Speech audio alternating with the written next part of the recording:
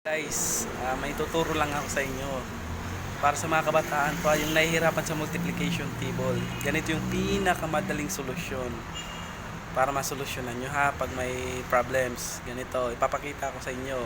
May ginawa ko na dalawang solving problem dito.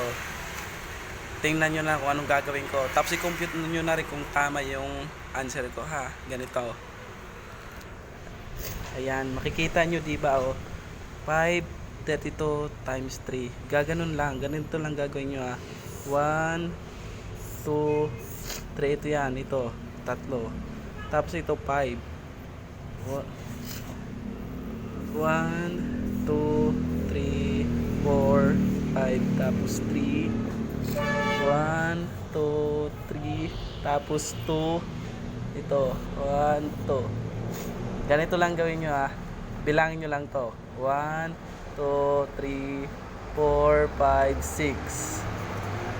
Tapos ito 1, 2, 3, 4, 5, 6, 7, 8, 9.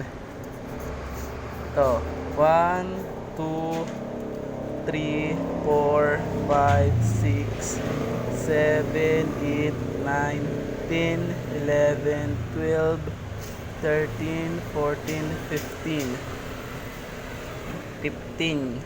15 dito. Balik ganito lang gagawin nyo. Kahit i-compute nyo kung tama o ako mali. 1,596. Tapos ito din na isa. Ganon din yung gawin nyo. Dalawa. 1, 2. Tapos ito 6.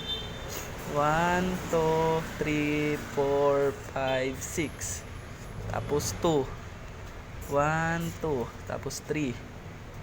1, 2, 3. Bilangin nyo lang to. 1, 2, 3, 4, 5, 6. Tapos ito 1, 2, 3, 4. Tapos ito, bilangin nyo rin to. 1, 2, 3, 4, 5, 6, 7, 8, 9, 10, 11, 12. 12. Yan po yung naging sagot. 1,246. Yan lang po.